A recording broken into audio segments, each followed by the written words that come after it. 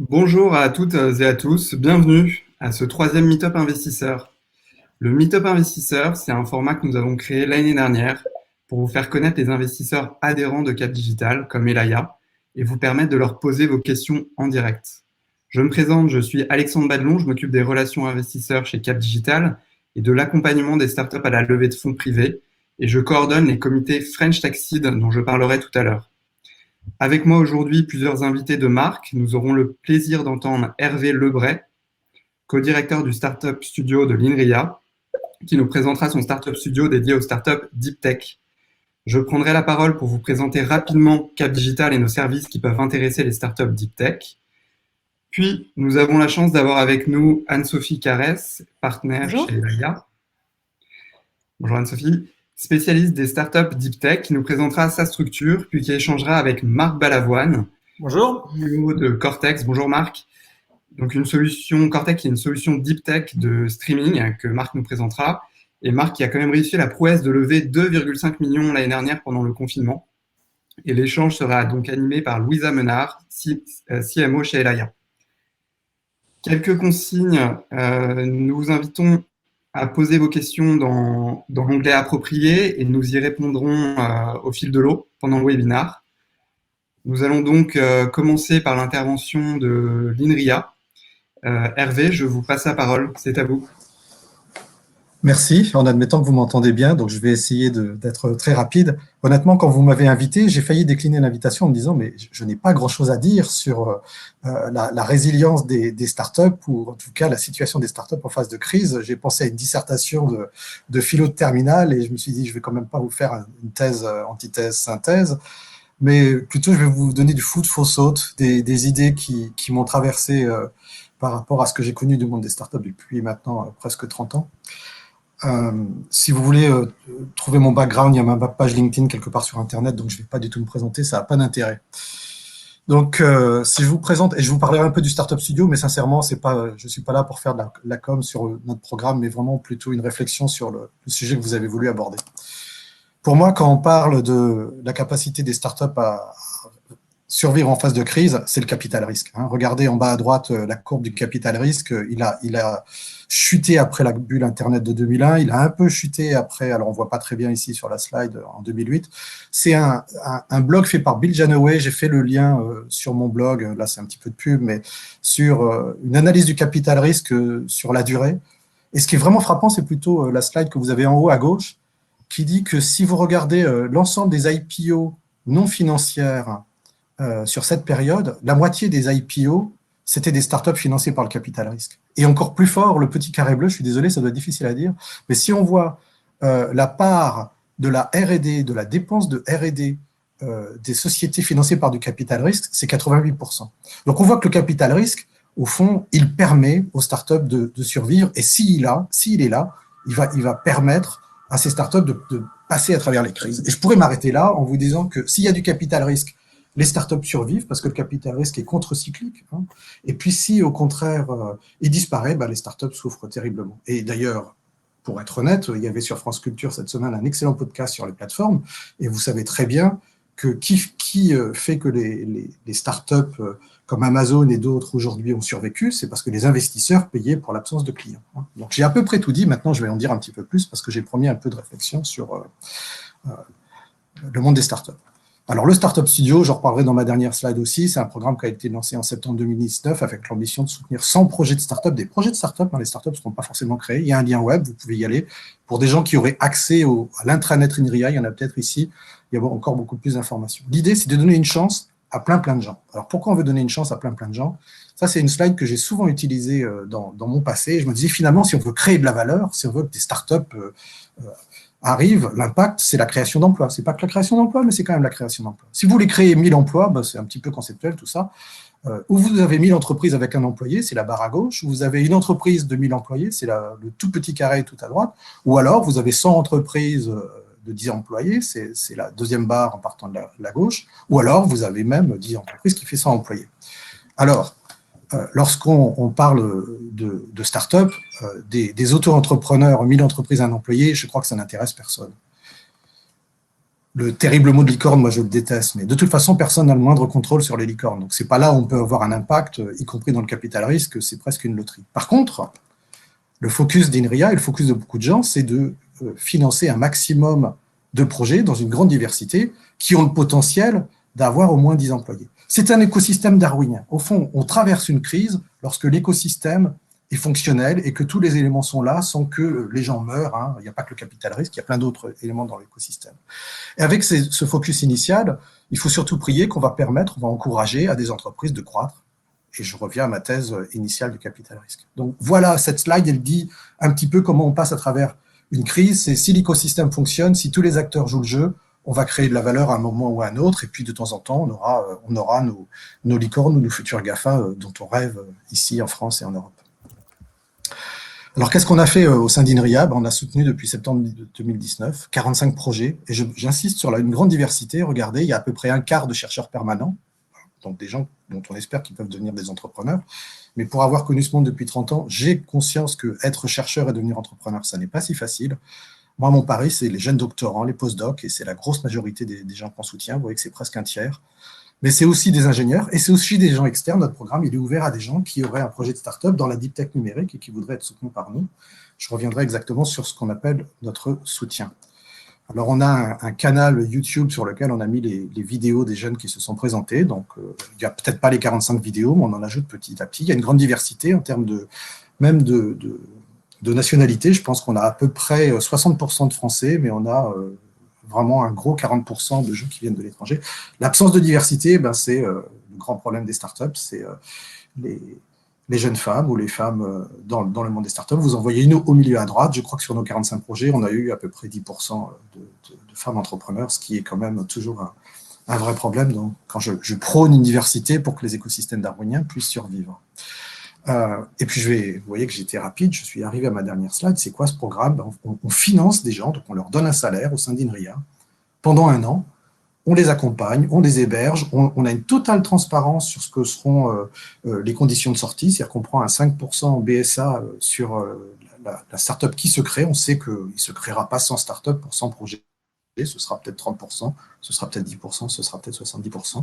Et puis on donne accès à l'écosystème parce qu'on ne finance les gens que pendant 1 an. C'est super court, 1 an. On a conscience que c'est terrible de se dire j'ai une idée de projet, au bout d'1 an je crée ma startup, ça ne marche pas comme ça.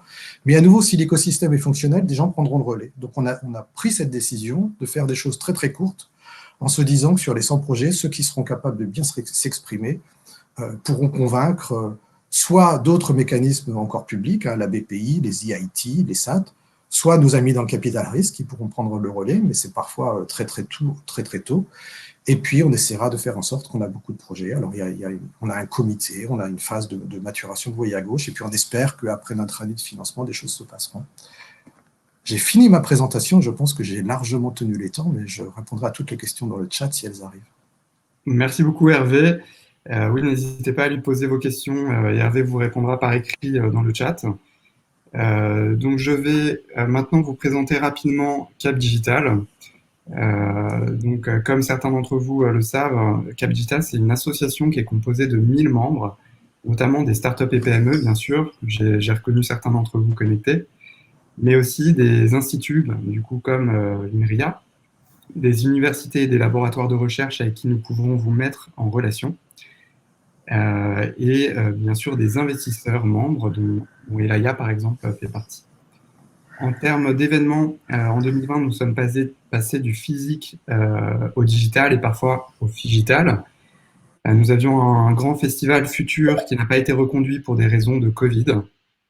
En termes d'équipe, nous sommes 40 permanents, dont les personnes suivantes sur les enjeux qui pourraient vous intéresser, 8 personnes sur les startups et PME, 4 personnes sur le financement R&D, 1 personne sur la levée de fonds, un référent sur les enjeux techno, data et IA, une référente sur les enjeux e-santé. Je vais vous mettre les adresses de contact du coup à la fin de la présentation.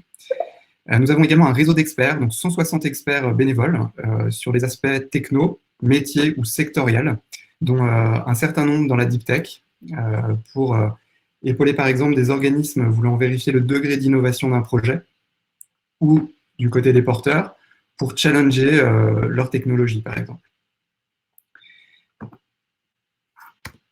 Alors, en termes de financement, quand il s'agit de lever des fonds, un petit peu comme Hervé l'a évoqué en introduction, nous conseillons aux startups d'avoir recours à un attelage public-privé. En termes de financement public, nous avons accompagné 3014 projets de R&D depuis 2006, 1624 projets labellisés, 856 projets financés.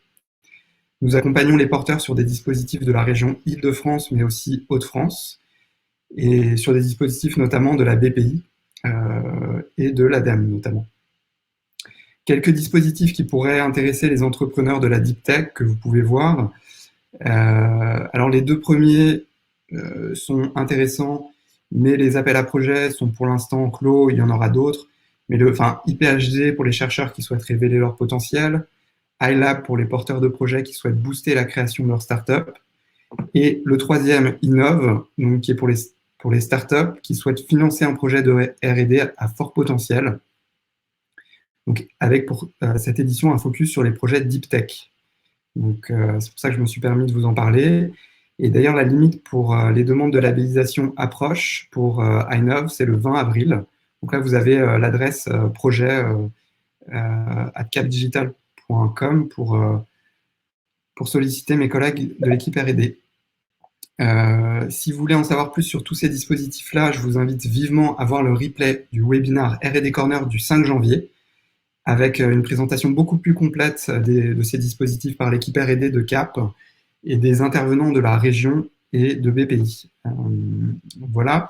Un dernier point sur les financements publics par rapport au financement européen que Hervé a pu évoquer, notamment le programme EIC Accelerator qui aide les entreprises deep tech avec des subventions entre 500 000 et 2,5 millions, donc des montants assez conséquents, et des mixtes avec des prises de part en equity. Il y a un premier cut-off qui sera une date limite pour le dépôt des dossiers, qui sera le 9 juin 2021, et le deuxième le 6 octobre 2021. Je vous ai mis juste après 2 slides sur l'EIC Accelerator que je ne vais pas commenter, mais que vous pourrez, sur lesquels vous pourrez vous appuyer. On vous enverra la présentation par la suite. En termes d'accompagnement à la levée de fonds, donc nous avons les membres, surtout de Cap Digital, ont levé 1 milliard d'euros en 2019, dont 72% viennent au service de financement R&D et d'accompagnement à la levée de fonds. Sur le côté droit, vous pouvez voir un aperçu de nos investisseurs membres, dont Elaya, qui va prendre la parole juste après, et de nos partenaires. Alors j'ai regroupé les leveurs de fonds, les réseaux de BA, les partenaires bancaires avec qui on travaille pas mal et les réseaux de prêts d'honneur avec qui nous pouvons vous faire des mises en relation qualifiées. Je vous ai fait un petit aperçu du parcours d'une startup membre. Donc vous voyez ici le parcours classique d'une startup que nous pouvons accompagner, donc qui commence par un webinar comme aujourd'hui. Ensuite, donc on fait connaissance via un rendez-vous, on fait un diagnostic. On vous prépare souvent à des comités. Donc je vais parler juste après du dispositif French Tech Seed pour les projets Deep Tech. Et puis après passage en comité, on fait un suivi naturellement et puis on vous met en avant auprès de notre communauté.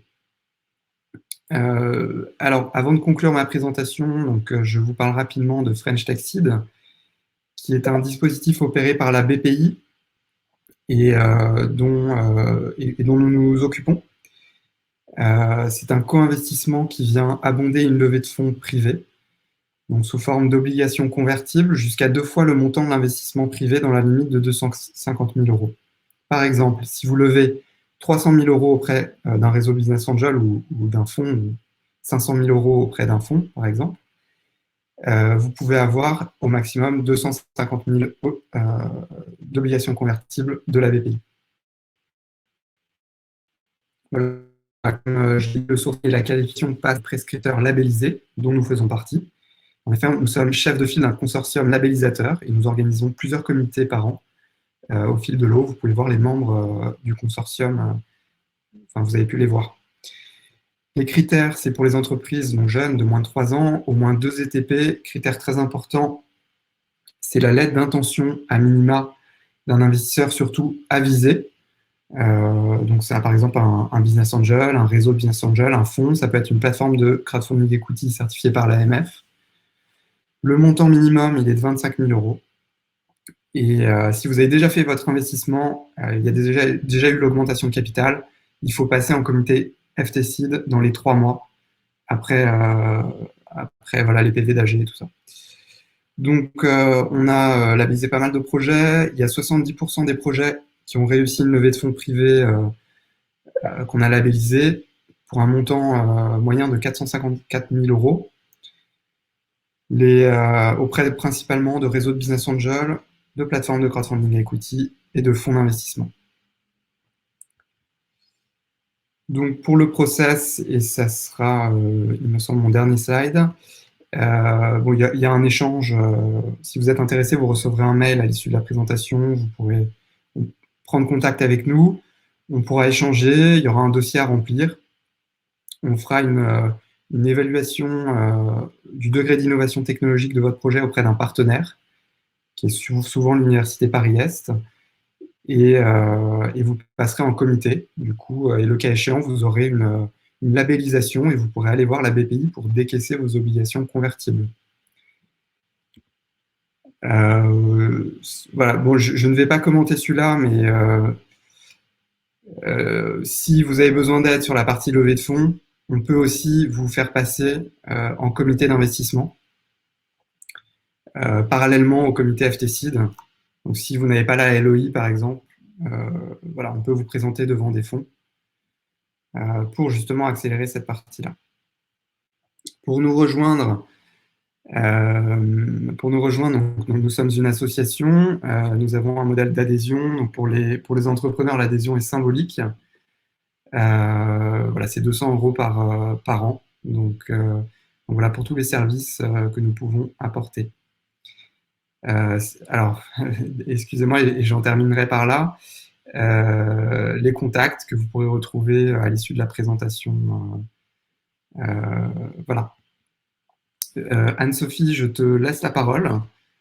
Et puis moi, je réponds. Bonjour. Ouais, Merci Alexandre.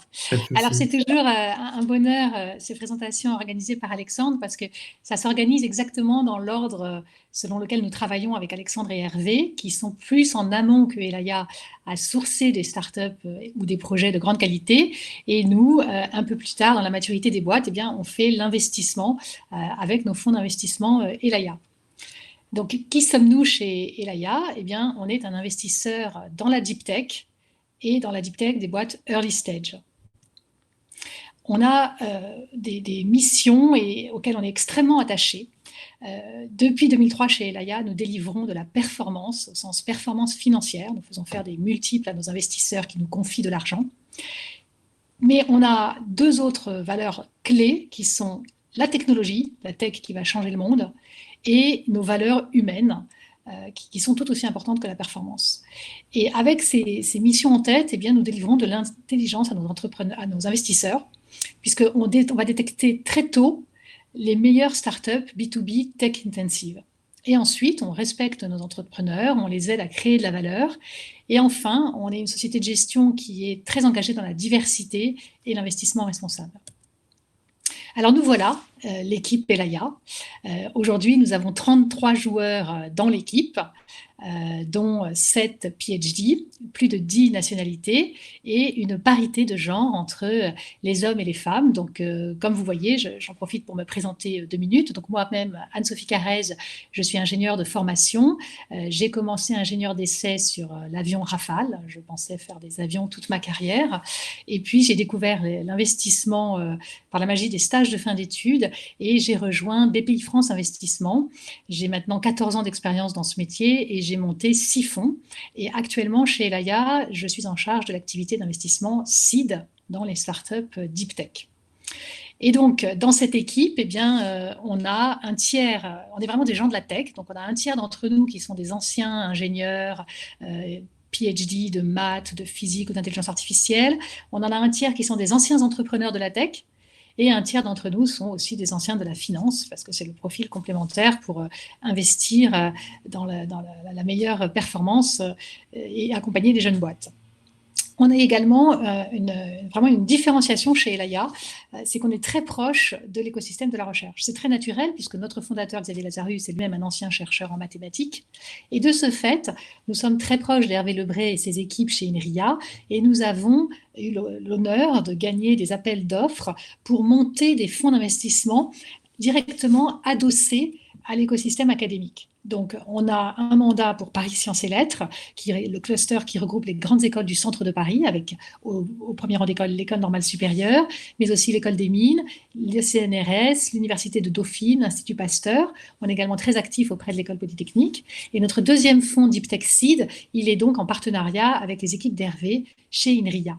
Et donc, dans les deux cas, on a vraiment une relation exclusive avec ce partenaire académique. Alors, évidemment, les startups sont tout à fait libres d'aller rencontrer les investisseurs qu'elles souhaitent, mais on va dire qu'on a quand même des réunions quasi hebdomadaires de revues de projets ensemble qui font qu'il y a quand même une proximité bien meilleure. Et puis chez Elaya, on comprend la deep tech puisqu'on en est nous-mêmes issus. Donc, on est vraiment très proche de cet écosystème. Ça nous permet de délivrer des performances. Ça fait 18 ans que nous sommes dans le business de l'investissement, la société de gestion, donc une société indépendante, je le rappelle. On est souscrit par les plus grands investisseurs institutionnels, on est régulé par l'AMF, mais on est une PME d'investissement puisque nous, les partenaires, possédons le capital de la société de gestion. Ce, depuis 18 ans. Sur cette période, nous avons fait 140 investissements, 49 exits, et tout ça donc avec un actif sous gestion de 460 millions. Ça nous a permis, avec ces participations, de dégager 25% de TRI brut et de créer une valeur importante chez les actionnaires de nos sociétés de portefeuille, puisqu'elle s'élève à 6 milliards d'euros.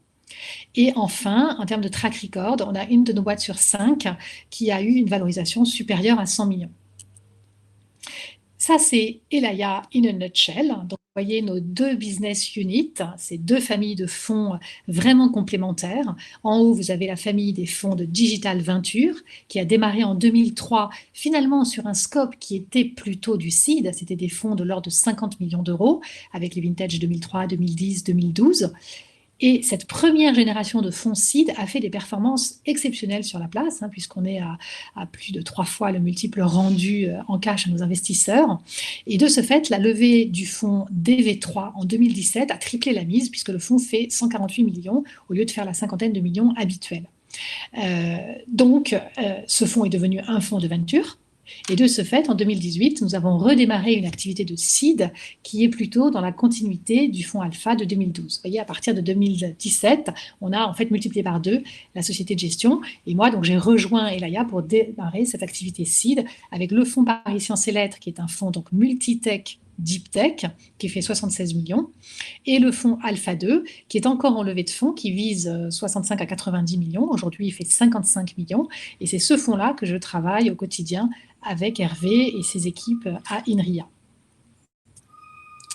En termes de success story chez Elaya, comme je vous disais, le track record est extraordinaire grâce à des entrepreneurs extraordinaires. Alors, au premier rang desquels la société Criteo, qui est maintenant la 3e plus grande société de tech, qu'on a investi quasiment à la création en 2004 et coté au Nasdaq en 2013 pour une valorisation de 2 milliards de dollars.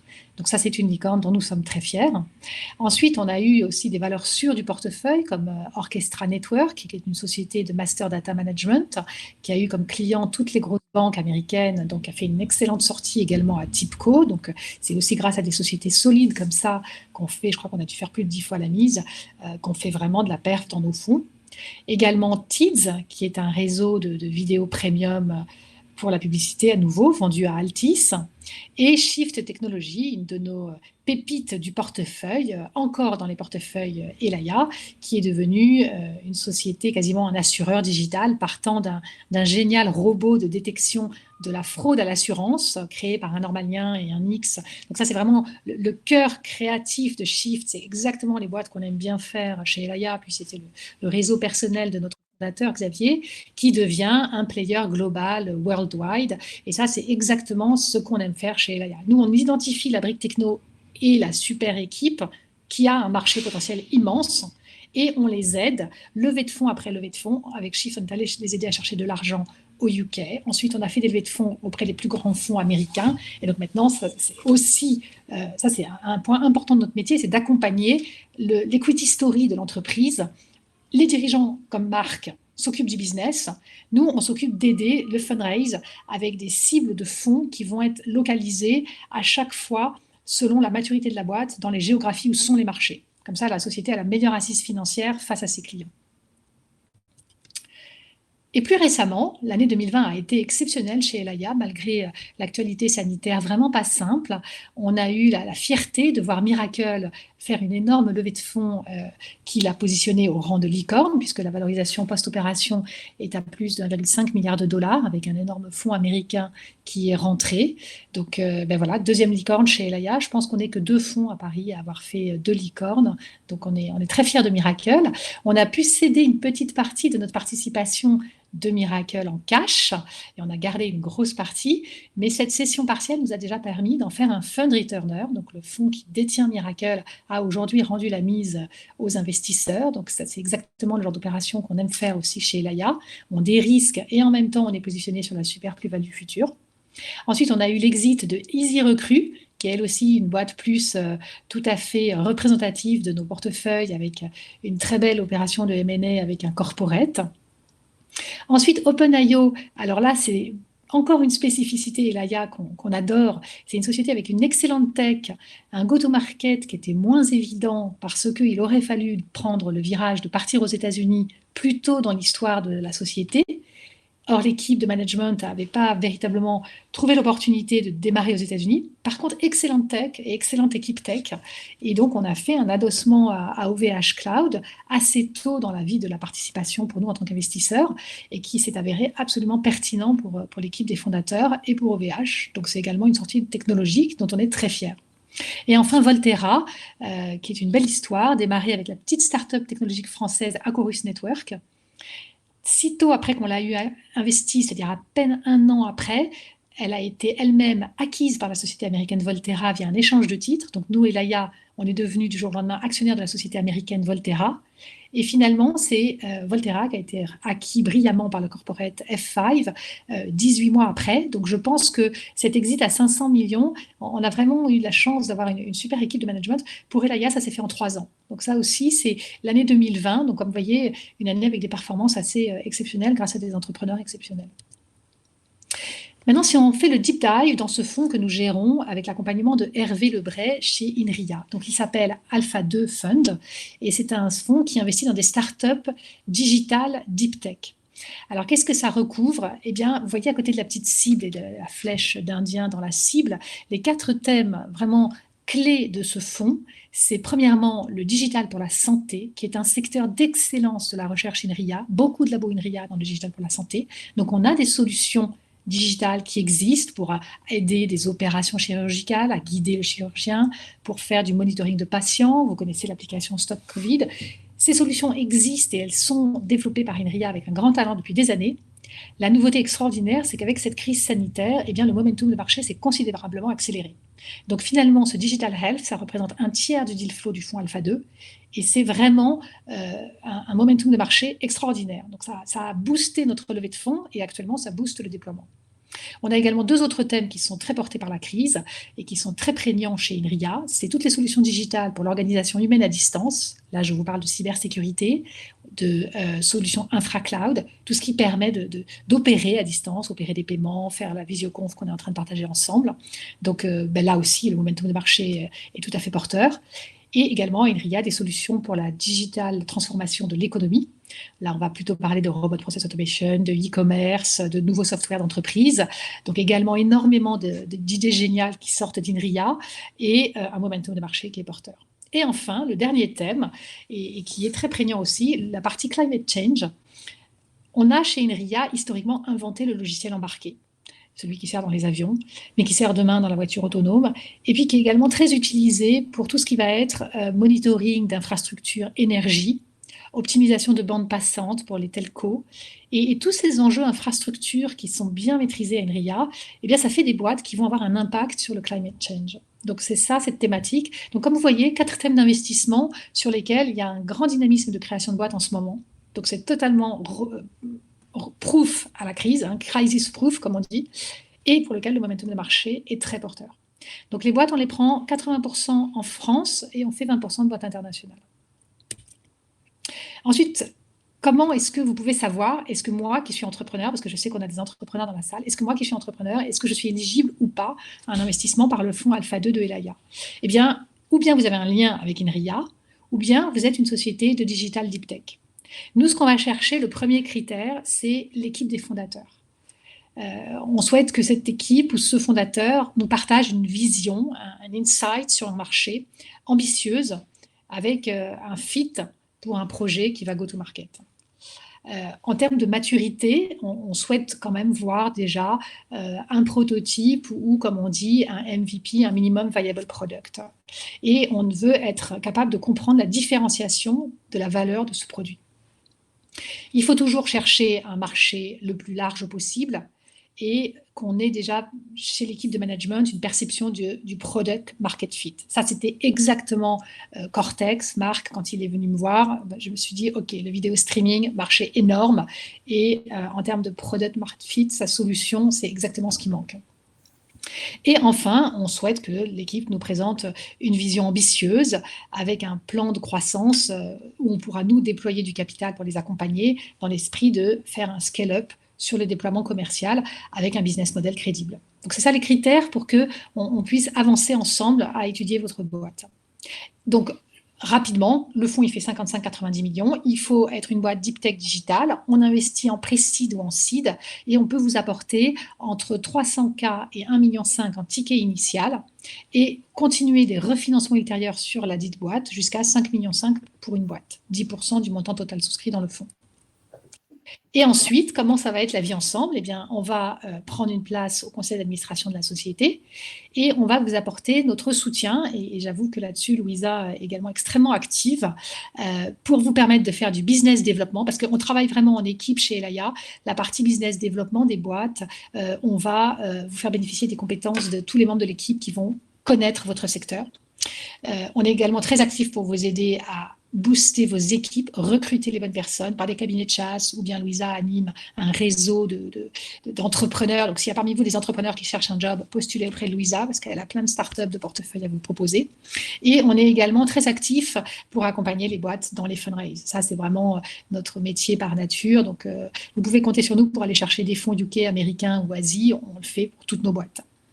Ensuite, en termes de conseils stratégiques, de business model, de définition du produit, éventuellement du pivot, on a aussi parmi nos collègues des gens qui ont été pendant des décennies dans des grands cabinets de conseil. Donc, tout ce qui va être go-to-market stratégie, vision produit, on vous accompagne clairement là-dessus, on challenge avec vous des business models.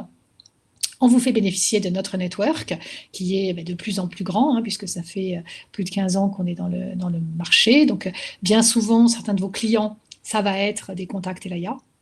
Et ensuite, on est là pour déployer de l'argent dans vos boîtes. Et donc, on soutient nos entreprises en faisant ce qu'on appelle des investissements de follow-on, c'est-à-dire après un financement initial, on refinance les boîtes, ce qui vous permet de devenir des sociétés mondiales. C'est ça notre ambition pour vous. Merci beaucoup Anne-Sophie, très très clair. Je vais laisser la parole à Louisa Menard maintenant qui est CMO chez Elaya. Il y a notamment deux questions plutôt sur votre périmètre d'investissement pour revenir sur ce point-là. Ouais, Anne-Sophie, il y a deux questions pour toi avant de commencer la discussion avec Marc. Le premier, c'est la Deep Tech implique souvent le financement d'une période de R&D avant de pouvoir engendrer du MRR. Est-ce que Elaya intervient pendant cette phase? C'est la question d'Arthur. Bonjour Arthur. Alors, nous, on va investir au moment où la R&D commence à devenir un produit qui a une traction commerciale. C'est à ce moment-là qu'on va investir. Ça n'empêche pas que le produit va pouvoir mériter des améliorations qui vont donner lieu peut-être à des upsells ou à des produits complémentaires de ce qui constitue la première thèse d'investissement. Mais notre thèse d'investissement, il faut qu'on ait un produit, même si c'est qu'une version 1 du produit. Mais on ne peut pas financer de la recherche pure. Et deuxième question qui est de Michael. Pour Elaya, quels sont vos critères d'investissement en seed, MRR, brevet? Alors, il n'y a pas un seul critère, donc là, il faut plus parler avec la société. Comme je disais, c'est la notion d'avoir une sorte de MVP, Minimum Viable Product, la notion de se dire que la société arrive à un stade de maturité où je vois un produit qui matérialise un début de traction. Donc, il faut que je puisse parler, moi, en référence call en direct, à des potentiels usagers du produit, soit des clients que la société a déjà commencé à travailler. Souvent, la mise au point des produits Deep Tech, ça se fait en partenariat ou en co-développement avec des futurs clients. Et donc, c'est souvent ces gens-là, ces clients-là, que je vais appeler en ref call. Les brevets, c'est clairement un plus. Hein. Ça, c'est sûr que les boîtes Deep Tech, il y en a un certain nombre. Alors, un peu moins dans le digital, j'avoue, mais il y en a quand même un certain nombre. Enfin, encore que chez Cortex, ils sont très forts pour les brevets. Donc, c'est aussi possible d'être une boîte de digital avec plein de brevets. Non, franchement, Cortex cochait toutes les cases. Merci pour cette transition parfaite. Je propose qu'on reste du coup sur cette conversation entre Anne-Sophie et Marc. Peut-être Marc, du coup Anne-Sophie s'est présentée, mais Marc, si tu veux te présenter, peut-être nous présenter Cortex. Oui, tout à fait. Ouais. Bah, effectivement, alors merci d'abord pour cette invitation. Je vais essayer de reprendre le flambeau de ces interlocuteurs de haut vol. Je voudrais d'abord commencer par une très brève introduction sur ce qu'a dit Anne-Sophie. Sur Elaya, je sais qu'il y a quelques mois avant la levée de fonds, j'aurais pu être extrêmement impressionné en me disant mais on va jamais réussir à cocher toutes ces cases dans ce que demande un fonds d'investissement. Et en fait, Elaya est quand même un fonds. Alors je suis pas là pour faire de la pub pour Elaya, hein, mais Elaya est quand même un fonds qui cherche vraiment à comprendre le marché, les clients, le produit. Et ça a fait immédiatement une vraie différence. Je pense qu'on va y revenir. Donc, je voulais juste te dire, faut pas forcément être impressionné par toutes ces choses-là. Et Elaya est vraiment là pour nous aider justement à creuser ces différents sujets et à comprendre avec nous finalement, à nous aider à comprendre finalement ce que fait notre entreprise. J'ai envie de dire, j'irai jusque là. Donc, je vais présenter un petit peu Cortex. Donc, qu'est-ce que fait Cortex? Cortex fait du streaming live, c'est-à-dire la télévision qu'on va recevoir en direct sur son téléphone, sa télé connectée, sa tablette. Si je dois donner un exemple, vous avez peut-être entendu parler de la plateforme Salto qui s'est lancée récemment, qui est à la fois de la vidéo à la demande et les chaînes en direct qu'on peut regarder. Et ben, ce que fait Cortex, c'est tout le moteur de streaming de la plateforme Salto. Voilà. Donc, s'il existait un Netflix du live, ça pourrait être un client de Cortex, et les Netflix du live sont en train d'arriver. C'est déjà le cas aux US, c'est déjà le cas en Allemagne, en UK, ça arrive doucement en France, mais voilà, c'est vraiment le cœur de métier de Cortex, c'est le streaming live. Je vais parler en quelques mots déjà de qui on est, où on est. Donc, on est 4 cofondateurs. Je suis le président de Cortex. On est basé à Rennes, qui est un petit peu le berceau et le lieu où se passe la vidéo en France. Hein. Il y a beaucoup d'entreprises de vidéo en France qui sont implantées à Rennes. On a déjà une équipe également à Paris. On a quelques personnes à Nantes, une force commerciale également à Londres. Donc, on s'est développé. On est à peu près 25 personnes, tout compris, chez Cortex aujourd'hui. Et donc, on a levé des fonds en 2020, en mai 2020, donc en pleine période de peur, doute, incertitude, comme on dit, avec Elaya et avec d'autres investisseurs et le soutien de BPI France également. On est tous ingénieurs ou docteurs de formation chez Cortex. Hein. Voilà. Donc, ce que fait Cortex, c'est vraiment du streaming live. Le différenciateur technologique, je vais en parler très rapidement, c'est ce qu'on appelle le just-in-time. Alors, c'est quoi le just-in-time? Flux tendu en français. Hein. Le flux tendu, on le connaît tous dans l'industrie automobile. C'est ce qui a permis de se dire, finalement, plutôt que de produire des voitures sans savoir si je vais réussir à les vendre, en les stockant sur un parking et en espérant que mes clients vont trouver leur bonheur dans ce que je leur ai produit, je vais produire la voiture quand j'ai la commande de mon client. Donc ça, c'est une révolution qui a eu lieu dans l'industrie automobile il y a une bonne 50aine d'années. Finalement, dites-vous qu'on applique exactement la même chose au streaming live. Donc là, vous vous dites, mais de quoi me parle-t-il? C'est très simple, en fait. En streaming, on a tous des situations différentes. On peut être en mobilité, on peut être sur une télévision avec une très bonne connexion, on peut être sur son téléphone avec une connexion très variable en termes de qualité, on peut avoir la fibre, on peut être en 4G, etc., etc., etc. Nous, on fait le pari de dire, on va produire les flux en fonction des caractéristiques de chacun de nos utilisateurs. Donc, au lieu de produire des flux qui ne seront pas forcément adaptés à tout le monde, on va produire des flux en fonction réellement de ce qu'attendent les utilisateurs. Donc, si j'ai une télévision dans mon salon et que j'ai la fibre, on va produire un flux à la demande qui sera à la bonne résolution et au bon débit. Et à l'inverse, si je suis sur mon téléphone en mobilité avec une connexion extrêmement variable, on va produire un flux qui sera capable de fonctionner, peut-être en qualité un petit peu dégradée, parce qu'à un moment, il faut bien passer la donnée, mais en tout cas, je vais pouvoir recevoir mon flux vidéo dans les meilleures conditions en fonction de mon type de device, de mon type de connexion, etc., etc., etc. Et donc, les bénéfices pour nos clients, et on va voir après qui sont nos clients, c'est finalement les mêmes que pour l'industrie automobile. C'est des coûts réduits, parce qu'on n'a pas à produire des flux sans savoir s'ils seront consommés. On va produire exactement ce qu'il faut. C'est le premier point.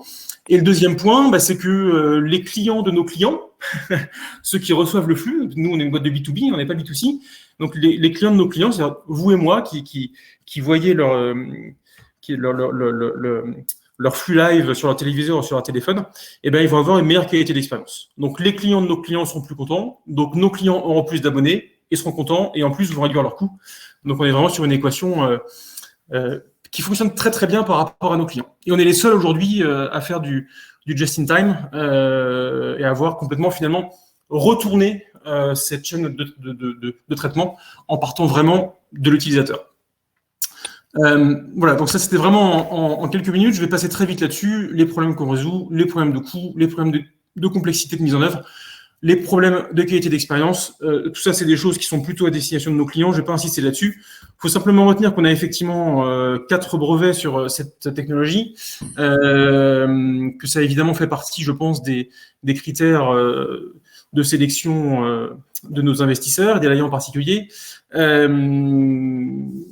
Et que c'est vraiment notre cœur techno, cette deep tech dont on parle, qui nous a permis finalement de retourner cette chaîne de traitement, parce qu'il y a beaucoup d'obstacles technologiques à franchir avant de pouvoir être capable de produire autant de flux qu'il y a de personnes qui vont demander des flux différents finalement. Nos clients, en un mot, on a fait le choix dès le départ de se focaliser sur les gros clients parce que, comme l'a très bien dit Anne-Sophie, la deep tech se fait forcément en partenariat avec un client qui partagera cette vision. Des clients qui partagent des visions, c'est forcément des clients qui ont une certaine assise, qui sont capables de prendre des risques et qui vont comprendre la vision du produit et qui vont accepter de cofinancer des développements sur ce produit. Donc, les premiers à avoir pris ce risque, c'est M6. S'ils sont là, je les remercie. Ils sont toujours clients. Et puis ensuite, on a embrayé sur la plateforme Salto, qui était vraiment notre gros win, extrêmement tôt dans la vie de Cortex, dans un domaine où les cycles de vente sont extrêmement longs. On a réussi à faire une vente extrêmement rapide avec Salto, qui a vraiment misé sur cette technologie. Et puis les acteurs, peut-être un peu moins connus du grand public, mais qui sont des mastodontes de cette industrie, comme Redby en UK ou le groupe RTL plus globalement en Europe. Donc voilà, c'est vraiment ce que fait Cortex, un cœur deep tech, une équipe d'entrepreneurs, vraiment des profils ingénieurs ou chercheurs, et malgré tout des parcours de vie des 4 entrepreneurs qui étaient assez différents, qui nous permettaient d'avoir cette complémentarité entre des profils un peu financiers, des profils chercheurs, des profils produits et des profils développement, qui étaient extrêmement importants pour la création de Cortex. Voilà, j'ai fait un petit résumé rapide de Cortex, j'espère que c'était assez clair sur notre technologie. Merci Marc, c'est une super mise en contexte. Je vous propose que du coup, on s'intéresse à l'impact de la crise sur le secteur et sur la deep tech, et ensuite on s'intéressera peut-être à l'impact de la crise sur la partie levée de fonds, sur Cortex, etc. Donc peut-être Anne-Sophie, quel était l'impact justement de cette crise sur la deep tech de ton point de vue, du point de vue investisseur?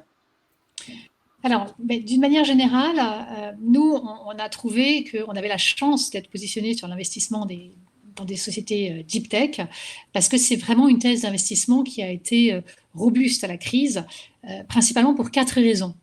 Alors, d'abord, la deep tech en elle-même on sait que c'est le cœur de ce qui va permettre de construire le monde de demain. Quand on voit la solution de Marc qui est to cloud, just in time, elle répond vraiment aux besoins de demain, de dématérialiser, d'économiser de la bande passante et d'économiser du coût énergie. Donc ça, c'est la deep tech permet de changer le monde de demain. Donc ça, c'est un actif tangible qui va garder une valeur, crise ou pas crise. La nécessité de la deep tech pour sortir précisément des crises, c'est une certitude. C'est ça qui va nous sauver, qui va nous permettre de bondir en avant. Donc déjà, ça, c'est complètement robuste à la crise. Deuxièmement, dans les sociétés deep tech, eh bien, on investit très tôt. On investit donc au stade précis des seeds, ce qui signifie que les sociétés vont encore avoir du temps devant elles pour atteindre la maturité commerciale. Donc ça, en période de crise, c'est un temps patient qui est vraiment très précieux, qui fait qu'à nouveau, ces entreprises deep tech sont robustes. Elles vont avoir une espèce de niveau un peu de warrior dans la capacité d'exécution un peu plus long terme. Typiquement, en ce moment, l'année 2020-2021, qui n'était pas forcément si simple commercialement pour les sociétés deep tech peuvent en profiter pour renforcer le cœur technologique de leur société, passer de modèles soft à des modèles plateforme SaaS. Ça, c'est un gros travail qui demande beaucoup de temps. Et en fait, la société, elle gagne du temps quand elle fait ce travail-là. Et en même temps, à cet instant-là, c'est moins grave si elle rentre moins de chiffre d'affaires avec ses clients, parce que en fait, elle crée de la valeur en interne en renforçant son produit, en déposant des brevets complémentaires. Donc voilà, ce côté qu'il y a une notion de warrior level d'exécution dans les boîtes deep tech, particulièrement en temps de crise, ça en fait une thèse d'investissement à nouveau très robuste à la crise. Ensuite, une bonne nouvelle, c'est que finalement, moi, je n'ai pas vu beaucoup d'impact de valorisation sur les boîtes deep tech du fait de la crise. En fait, à l'échelle des portefeuilles Elia, on a eu 0 impact.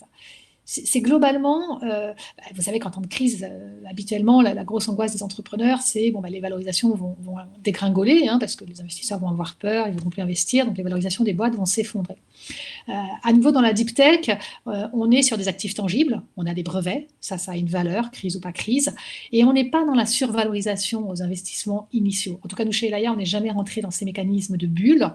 Et donc, finalement, malgré la crise, je trouve que les entreprises deep tech, elles ont poursuivi leur cheminement de levée de fonds dans l'année 2020. La preuve, Cortex a réussi sa levée de fonds brillamment au mois de mai, donc en plein shutdown.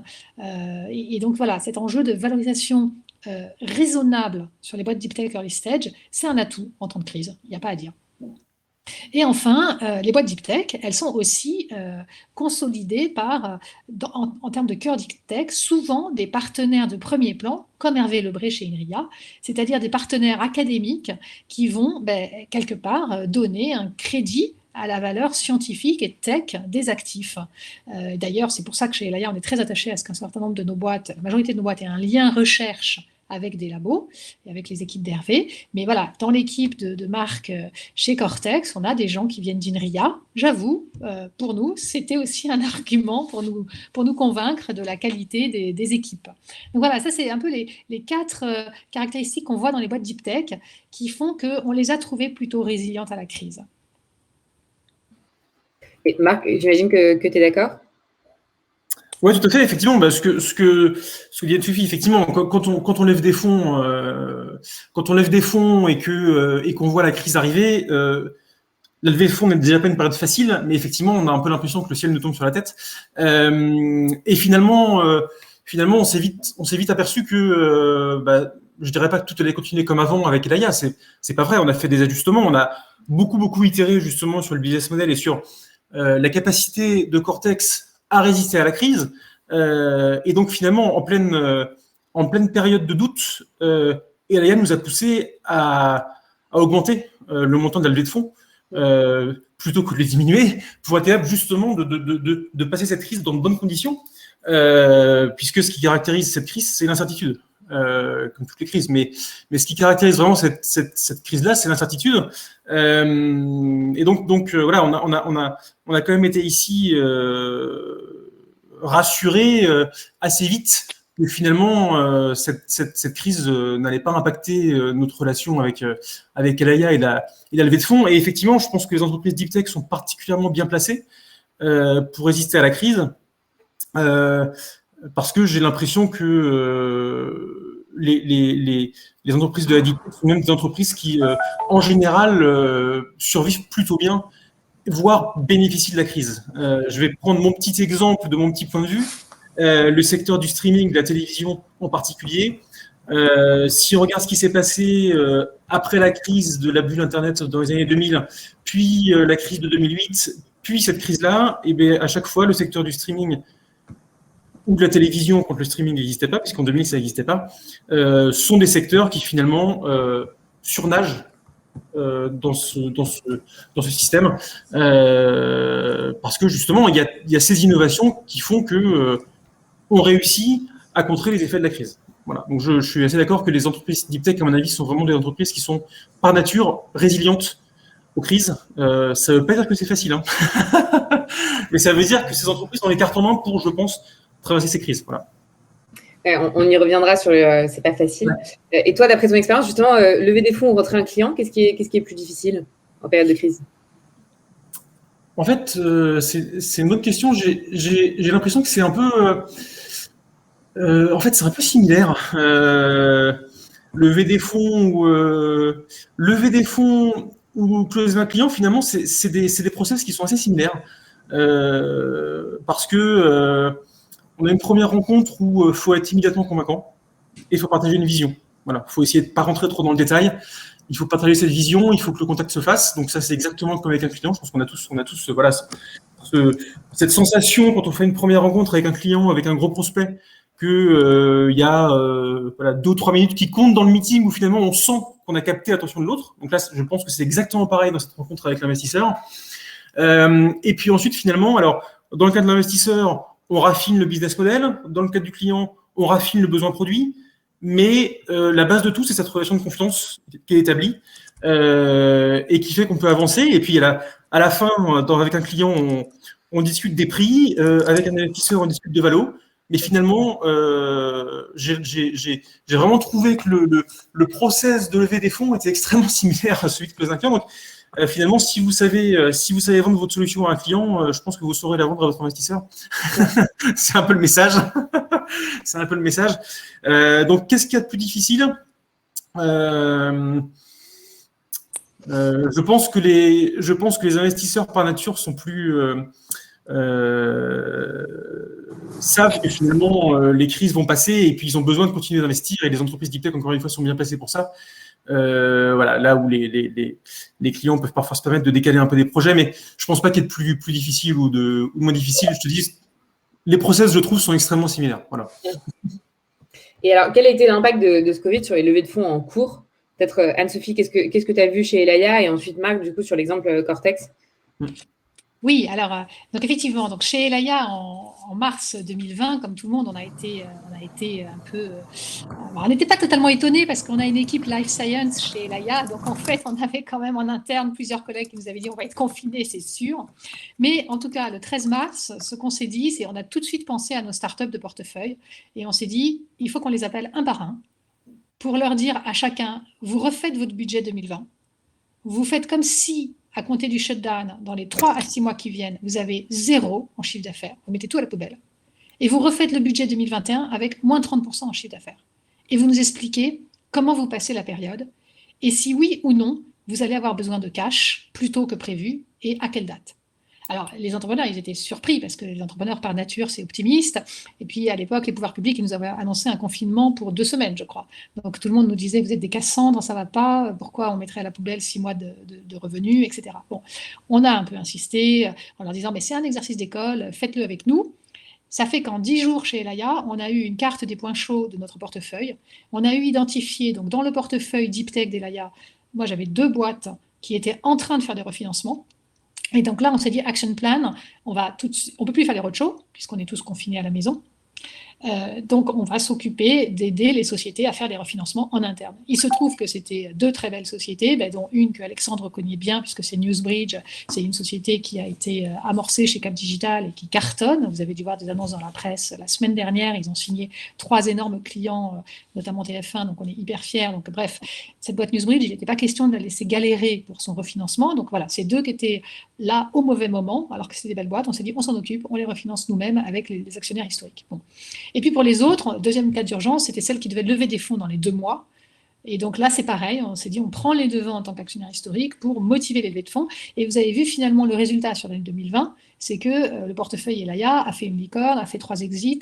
Donc finalement, cette stratégie proactive d'identifier très tôt qui allait être en difficulté, parce que là, au mauvais moment, ça s'est avéré payant. Et donc, ça a eu comme conséquence chez Elaya qu'on a identifié qu'en fait, on n'avait pas de problème majeur sur le portefeuille, pas de plaie à penser, et donc, on allait pouvoir continuer à travailler, j'ai envie de dire, comme si de rien n'était. C'est-à-dire, on allait pouvoir continuer à déployer nos fonds. Du coup, on n'a pas eu de difficulté de levée de fonds. Moi, j'avais comme marque mes petits soucis personnels, puisque j'étais moi-même en train de lever le fonds Elaya Alpha 2 en partenariat avec Hervé Lebray, pif, boum, au moment du shutdown.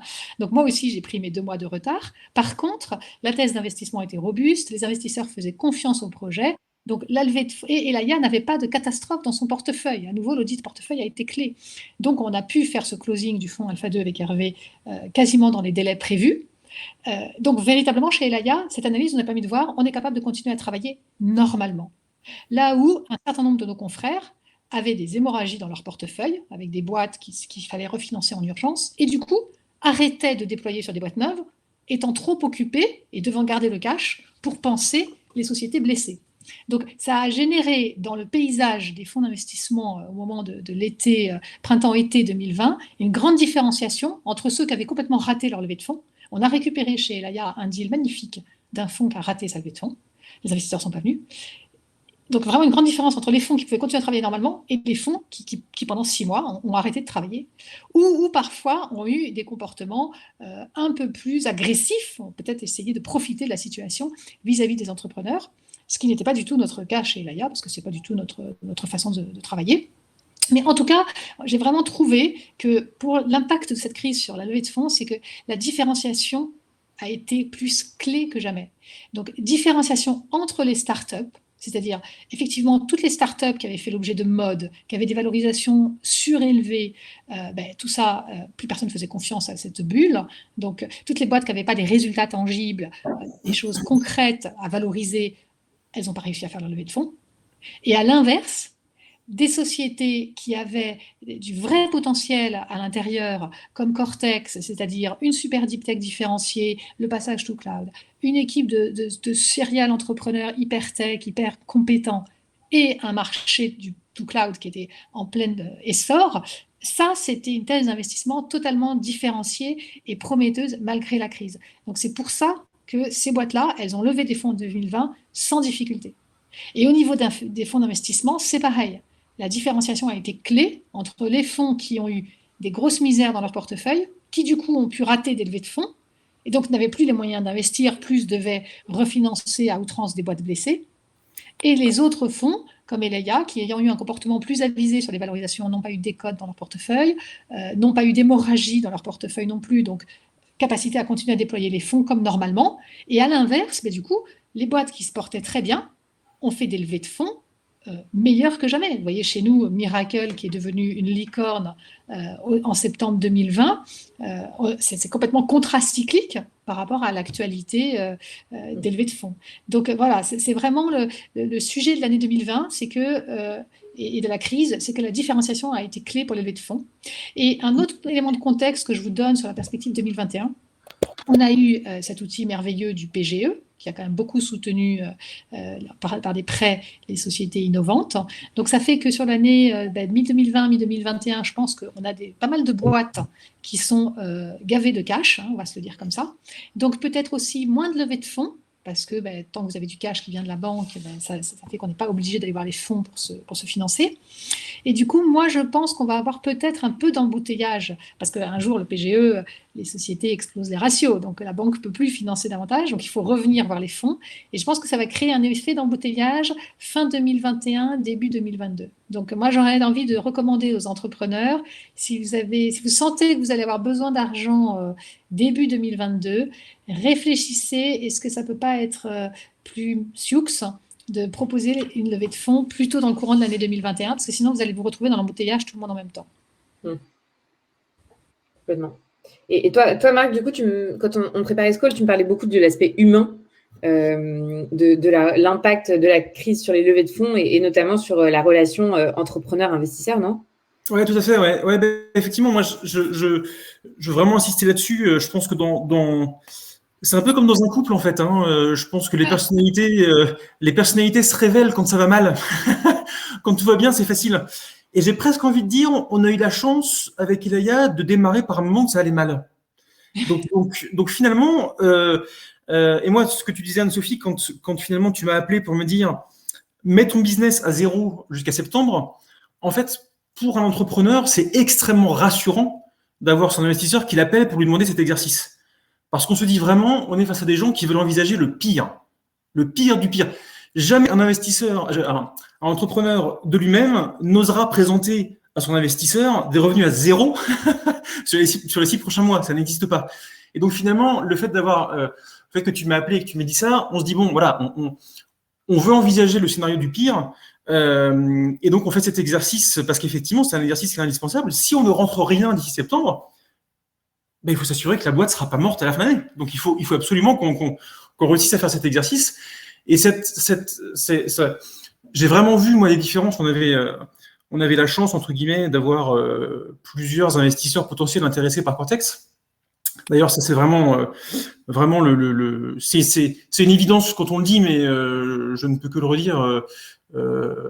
Toutes les entreprises doivent s'efforcer d'avoir plusieurs investisseurs en parallèle pour financer leur entreprise.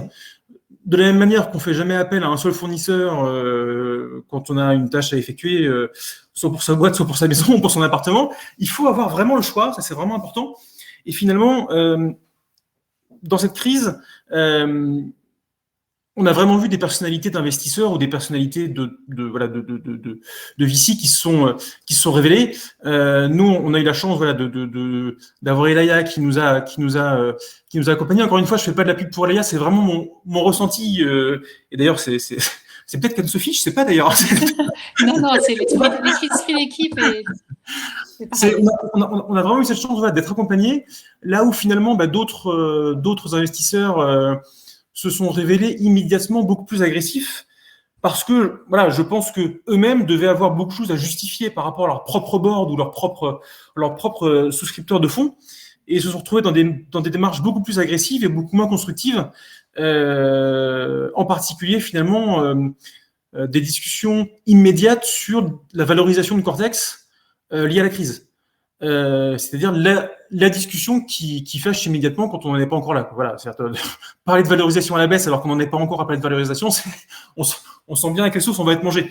Donc voilà, c'est un sujet qu'il faut évidemment aborder, la valorisation. Quand il y a un temps de crise, on sait bien comment ça se passe, mais ça doit être abordé en temps et en heure et pas être mis comme le couteau sous la gorge dès les premières discussions. Ça, c'est vraiment important.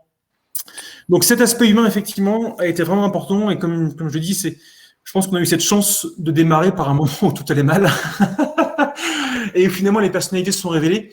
Et cet accompagnement que fait Ilaya, en tout cas dans Cortex, au fil des boards, finalement, ne nous fait pas mentir sur la raison initiale qui nous a fait choisir Ilaya. Parce que on a eu effectivement la chance de pouvoir choisir notre investisseur, ce qui est, je pense, vraiment le bon moyen de le faire. Voilà. Il faut vraiment avoir le choix. Sachant qu'en plus, nous, on levait dans des conditions sur lesquelles je ne vais pas revenir, mais qui étaient à la base déjà très difficiles avant de la lever, pour d'autres raisons.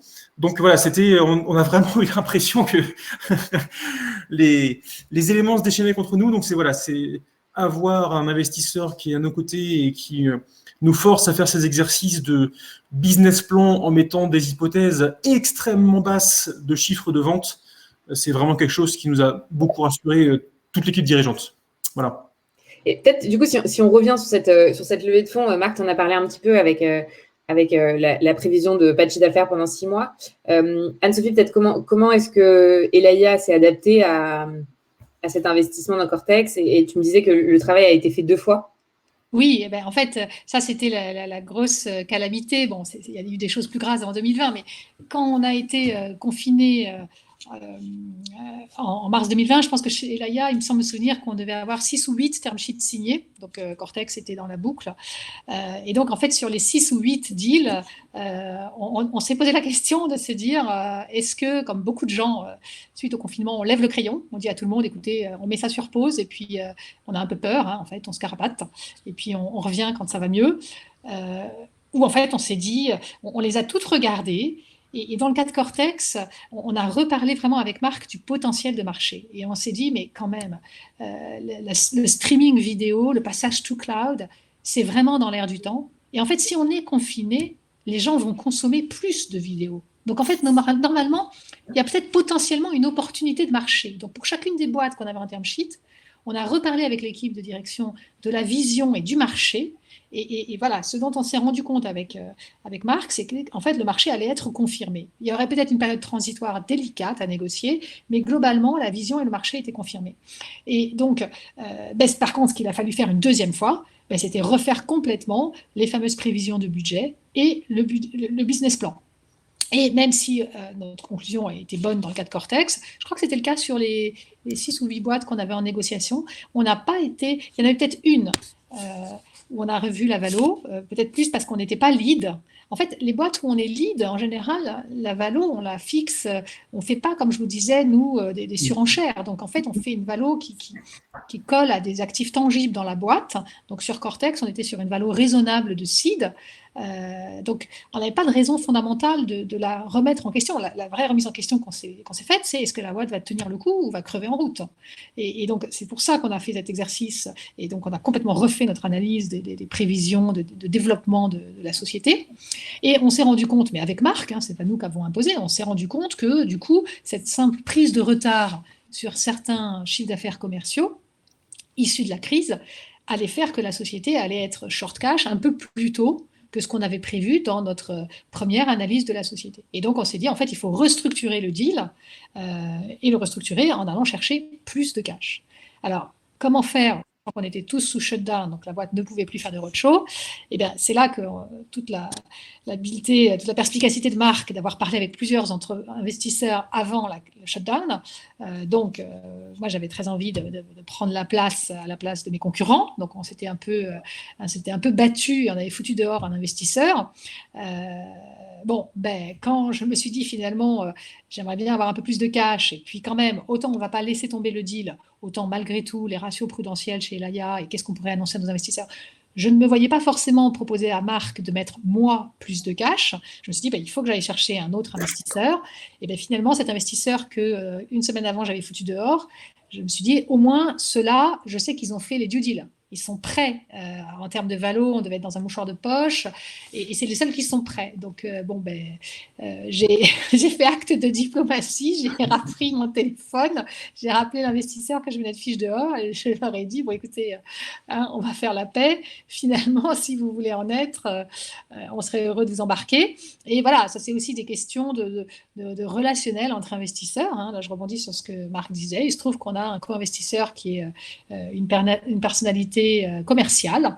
Donc, la personne était juste ravie de reprendre le deal et sans rancune.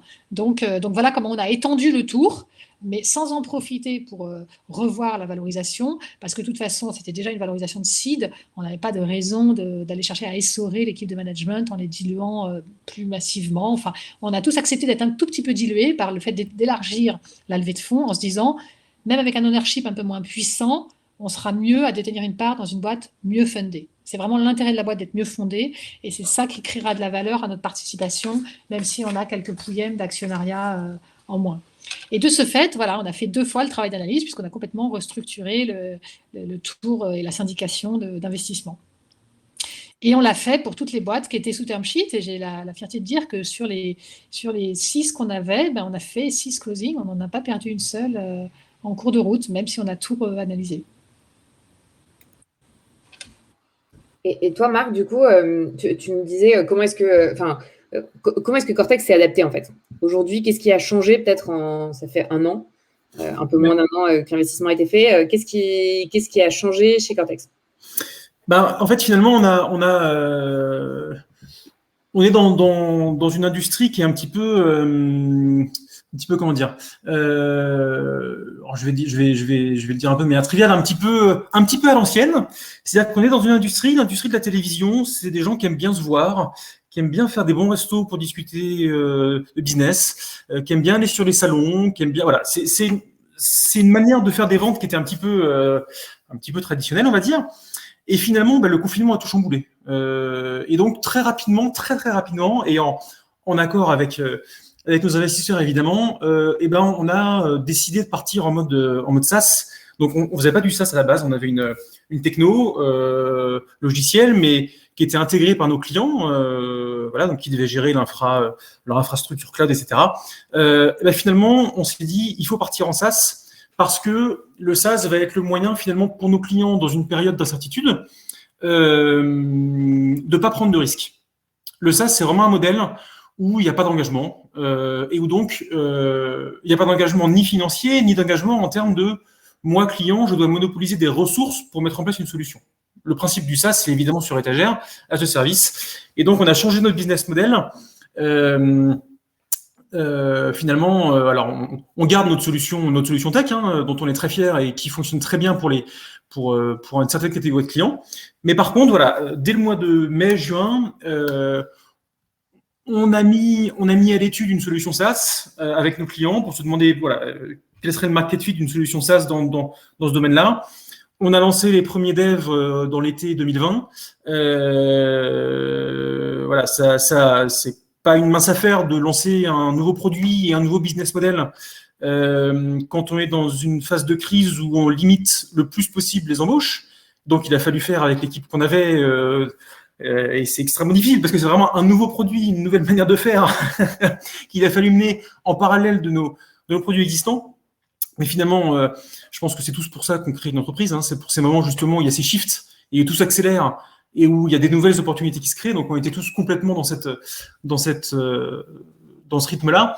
Et puis, cette semaine, notre premier client est parti en production avec notre solution SaaS lundi. Voilà. Donc, ça tombe assez bien en termes de date.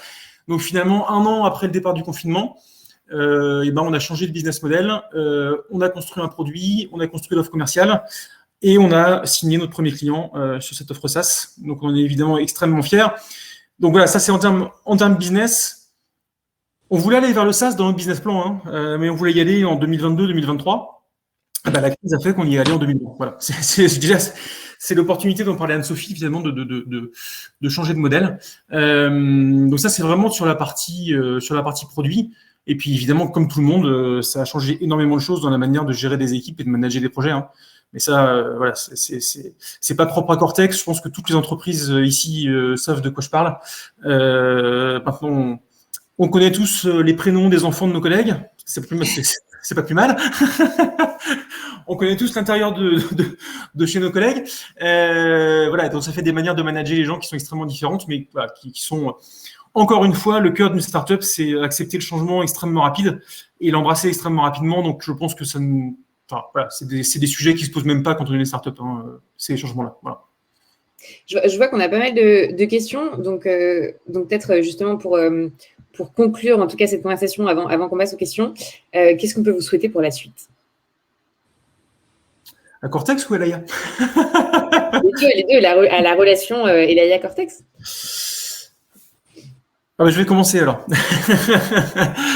Non, ce qu'on peut évidemment souhaiter les startups, c'est de continuer à grossir en termes de clients. On sait qu'on va avoir besoin de fonds, c'est pas un secret, c'est dans le business model initial. On sait qu'on va avoir besoin d'une nouvelle levée.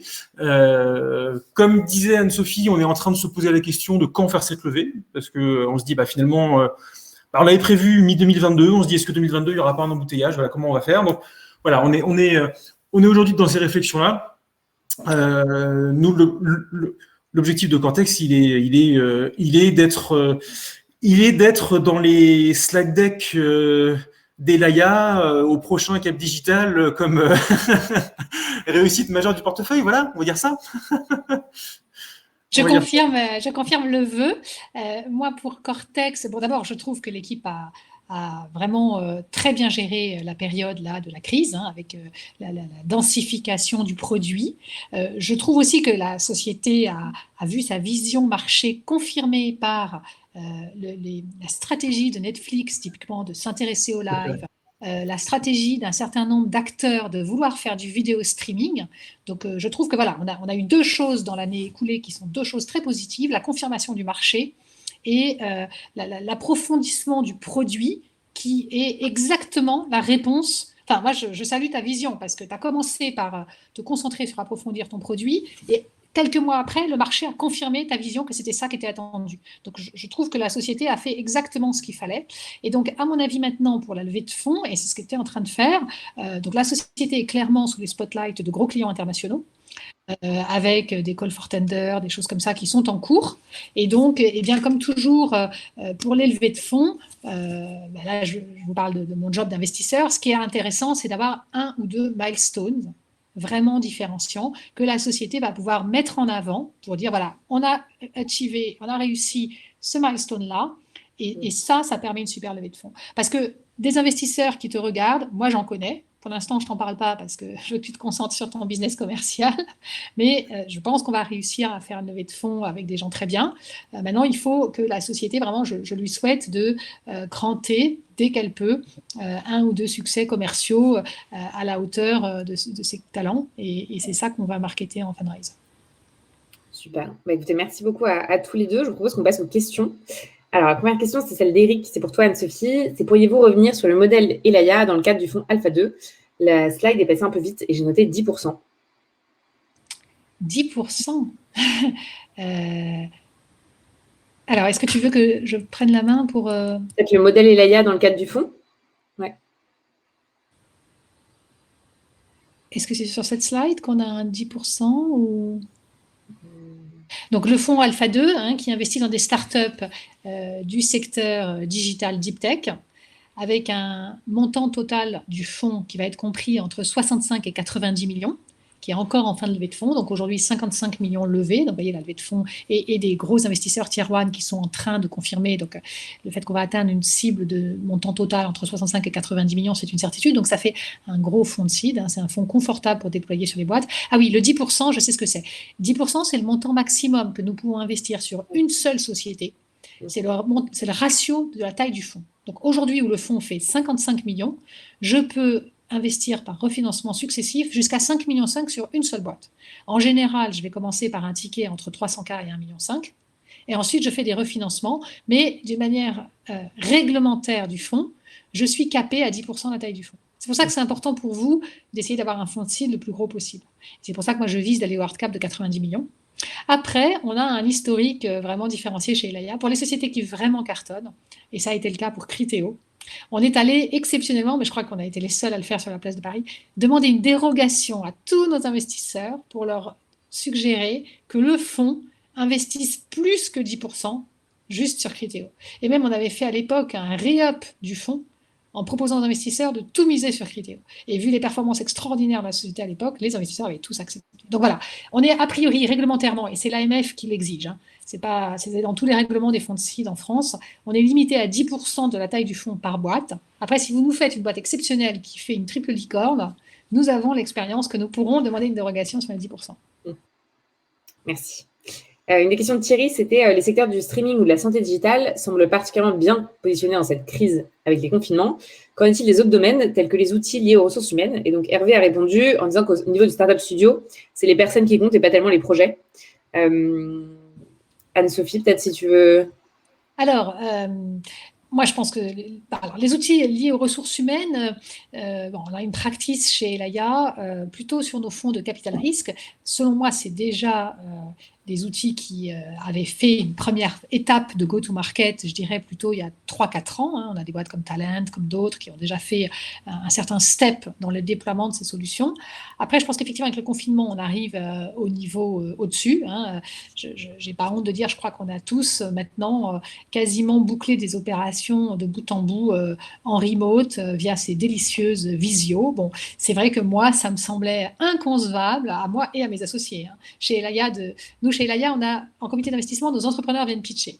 Donc, c'est vrai que le premier comité d'investissement où on s'est dit on va faire ça en visio, je vous avoue que ça a été un traumatisme chez Elaya parce qu'on se dit toujours, il y a Anne-Sophie qui est en charge d'analyser Cortex Mais il y a tous les autres partenaires qui ont un feeling de l'équipe de management de Cortex le jour où ils pitchent devant les partenaires Zelaya. Et au cas où Anne-Sophie n'a pas vu un truc, parce qu'elle est vraiment beaucoup trop fan de la société Cortex et elle est le nez sur le guidon, ça peut être un de mes associés qui, lui, voit que, tiens, telle personne n'a pas l'air si motivée, n'est pas très dynamique, et que je ne sais quel autre signal faible que moi, j'aurais pu louper. Donc, on a eu cette question cas de conscience, et puis après, comme tout le monde, le pragmatisme est revenu. Donc, c'est là où, à nouveau, peut-être, il y a ce côté où on fait 2 fois le boulot. C'est-à-dire que les gens qu'on a surtout vus et audités par Visioconf, je pense qu'on a fait plus de séances pour s'assurer qu'on se sentait vraiment, vraiment confortable. Et donc, les outils RH, je pense qu'à cet égard, ils ont effectivement un marché qui est plutôt en croissance. Super.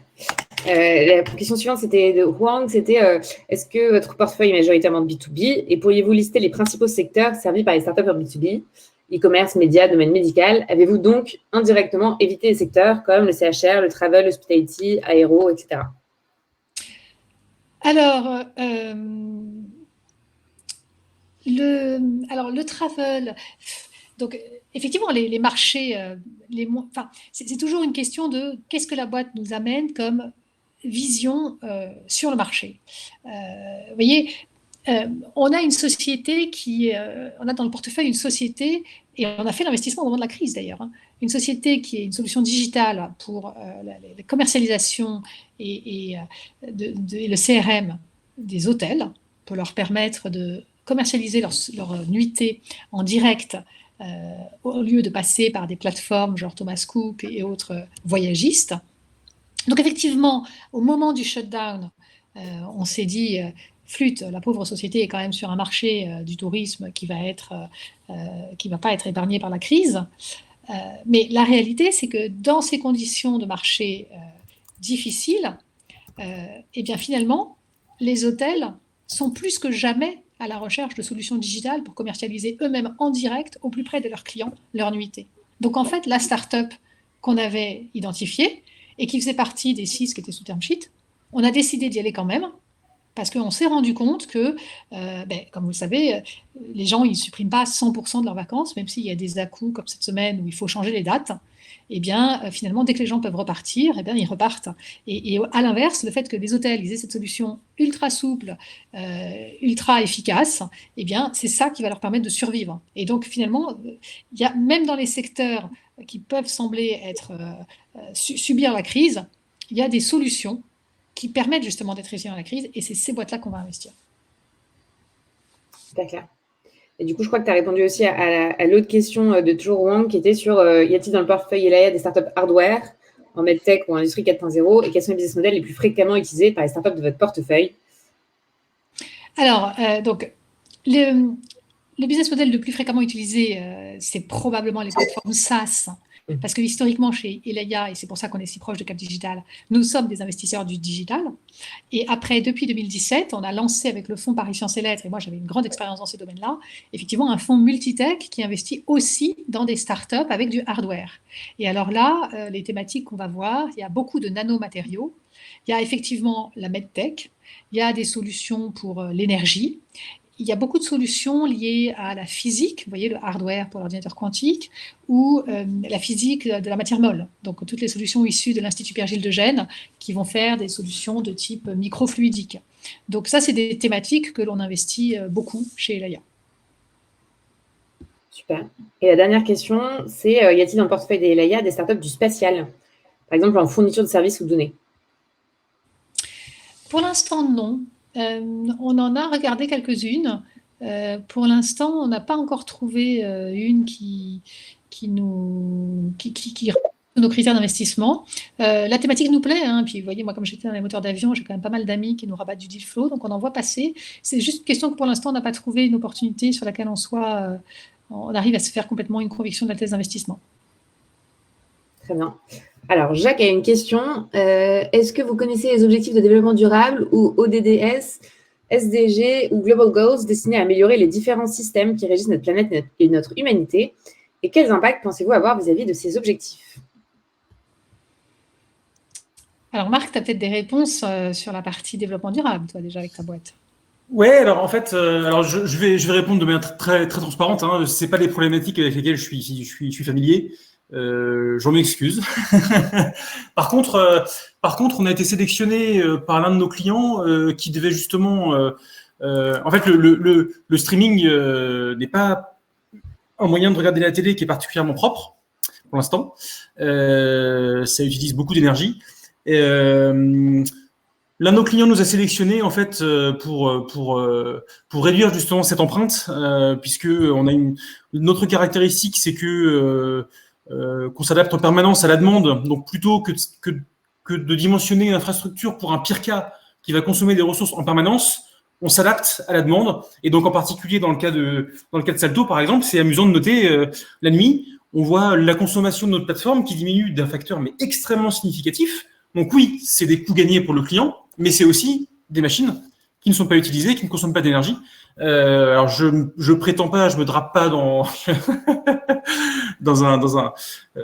je prétends pas que le streaming est vert ou durable, mais effectivement c'est des sujets qui sont, on va dire, dans tous les appels d'offres auxquels on répond, des problématiques sur lesquelles il faut qu'on ait une réponse. Voilà. Alors moi, quand même en complément, tu es modeste, certes le streaming a les défauts que tu évoques. Le fait est que l'humanité entière n'a pas envie de se priver de streaming, hein, disons-le franchement. Qui a envie de se priver de ces séries et autres divertissements, surtout en ce moment. Je pense que voilà, les taux d'appel sur les solutions et les contenus sont là pour en faire foi. En revanche, ce que vous faites avec Cortex, c'est que vous avez cette technologie cloud qui va adapter le système de diffusion uniquement en fonction de la demande. Donc ça, c'est quand même un progrès, je trouve, important, et une économie en termes de bande passante, c'est qu'au lieu de pousser aveuglément du contenu tous azimuts sur des canaux, vous faites l'inverse, vous attendez que les spectateurs appellent ce contenu, et là, vous créez le canal de diffusion. Donc c'est quand même une différence majeure en termes de consommation IT, digitale. Vous avez une solution qui est nativement cloud, qui est en serverless, qui est avec une solution IT au plus proche de l'utilisateur final. Donc, je veux dire, parmi toutes les solutions de streaming, vous avez inventé la plus propre. Ah, ça c'est vrai. Donc, dans la mesure où le streaming est un défaut que l'humanité n'a pas envie que l'humanité n'a pas envie de renoncer, je trouve que vous apportez une réponse pour le faire moins salement. Et je vais peut-être répondre au nom d'Elaya. On a fait ce travail des objectifs de développement durable avec nos 100 entreprises en portefeuille. On a réalisé que 30% répondaient à un de ces objectifs par nature, sans que ce soit recherché. Donc, on a toujours été un fonds qui a pour objectif la performance et drivé par l'impact. Et on a réalisé que, voilà, donc en faisant cette analyse, que 30% en avaient. On est signataire du PRI, on est très impliqué sur la diversité. On a même publié un article là-dessus parce qu'on a 50% de femmes à tout niveau chez Elaya. Enfin, voilà, si vous voulez en reparler, Jacques, avec plaisir. Et alors, une dernière question sur Cortex. Pour la levée en plein confinement, l'idée par Elaya, est-ce que ça a aidé que les co-investisseurs soient des fonds régionaux, donc plus à même de connaître l'équipe rennaise, même, et aussi plus à même de faire une due deal sur place? Alors, la réponse est très clairement oui, oui et oui. Il n'y a aucun doute là-dessus. Alors, pas sur la partie due deal, parce que les due deals, alors peut-être qu'il y a eu des due deals de fait par rapport au petit écosystème vidéo de la place rennaise par les investisseurs de Rennes. J'en suis pas au courant, mais c'est possible. Mais je pense que la partie due deal a été principalement leadée par Elaya. Donc voilà, en dématérialisé, si j'ose dire. Le choix d'investisseurs locaux est évidemment un choix fort pour nous.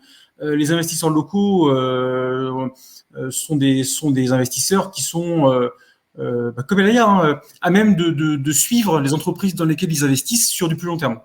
Voilà, parce que eux-mêmes utilisent de l'argent qui viennent peut-être parfois de fonds régionaux qui vont être regardants sur le fait qu'un investisseur local se désinvestisse d'une entreprise qui génère de l'emploi. C'est un exemple. Je pense que ça, c'est des choses qu'il faut prendre en compte quand on recherche des investisseurs. L'écosystème local, quand il existe, c'est quand on a la chance à Rennes d'avoir un écosystème d'investisseurs important. Il faut évidemment en profiter et il faut évidemment l'utiliser parce qu'ils ont des caractéristiques très particulières. Voilà. Je ne suis pas plus proche de Go, du Nexo ou d'Elaya. Je pense que la proximité géographique n'a pas d'impact là-dedans.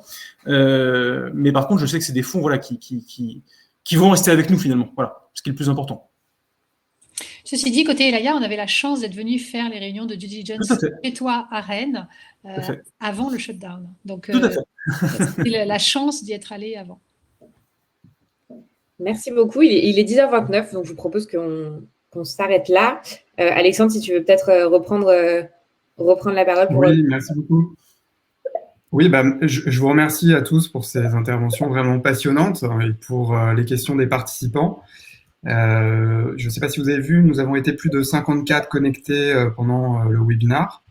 Donc, vous recevrez après le webinar un mail de remerciement du coup avec le replay de la vidéo et toute la présentation avec les différentes informations et surtout la marche à suivre pour nous donner votre avis sur le webinaire et rentrer en contact avec les différents intervenants.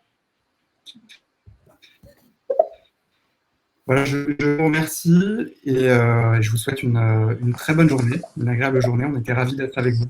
Merci. Merci à vous. Merci à tous. Bonne journée. Merci.